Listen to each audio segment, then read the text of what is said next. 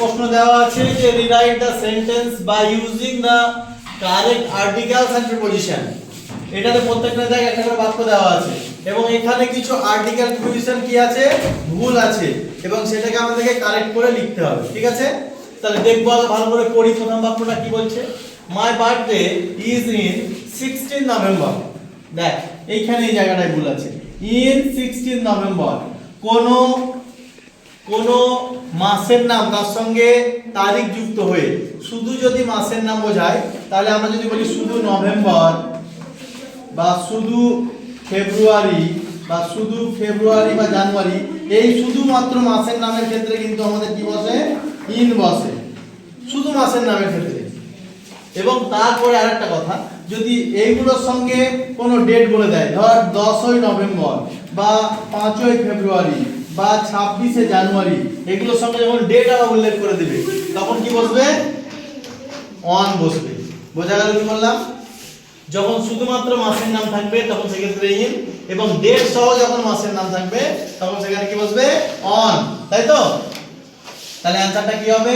অ্যানসারটা হবে my birthday is, in এর জায়গায় কি হয়ে যাবে, অন 16 নভেম্বর। হয়ে গেল অ্যানসার। তাহলে ইন ছিল, অন হয়ে গেল। Next, the fox was killed with a villager. আচ্ছা, তাহলে এখানে ভুল কোনটা আছে, উইথ এ ভিলেজার যেটা দেওয়া আছে। উইথ মানে হচ্ছে কোনো কিছু দিয়ে, কিন্তু কোনো যন্ত্র দিয়ে, কোনো বস্তু দিয়ে, কোনো দ্রব্য দিয়ে, কোনো ধাতু দিয়ে, এগুলোর ক্ষেত্রে উইথ বসে। কোনো যখন আমরা এটাকে ইনস্ট্রুমেন্ট হিসাবে, কোনো যন্ত্র হিসাবে ইউজ করব বা কোনো অস্ত্র হিসাবে ইউজ করব, তখন সেক্ষেত্রে ইউজ বসে। কিন্তু এখানে কাদের দ্বারা মারা হচ্ছে, ভিলেজার্স, গ্রামবাসী হচ্ছে কোনো পার্সন, কোনো ব্যক্তি, সেগুলোর ক্ষেত্রে, তখন সেক্ষেত্রে আমরা কি বসাবো, বাই বসাবো। তাহলে অ্যানসারটা হবে the fox was killed by a villager. Villager, ঠিক আছে, একজন গ্রামবাসীর দ্বারা এটা মারা হয়েছিল, একটা টেক্সিয়া। ঠিক আছে, তাহলে কোনো একটা গ্রামবাসী হচ্ছে কোনো পার্সন, কোনো পার্সনের ক্ষেত্রে বাড়ি। Next, number 3, we sat in the lawn for a hour. আমরা একটা লনে বসেছিলাম 1 ঘন্টার জন্য। ভালো করে দেখ এই জায়গায় এল, আওয়ার। আওয়ারের ক্ষেত্রে উচ্চারণটা কিন্তু এইচটা সাইলেন্ট, সাউন্ডটা হচ্ছে ভায়েল সাউন্ড।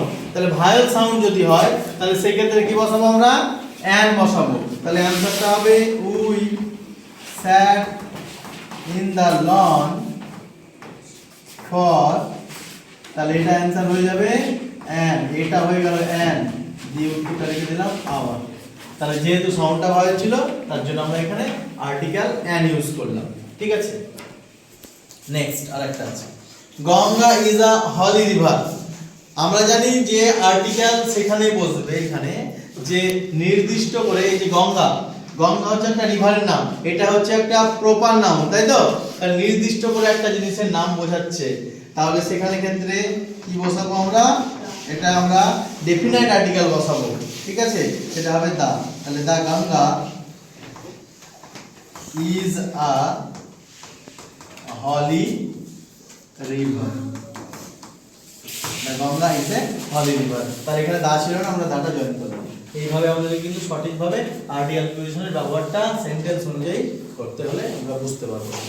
ঠিক আছে।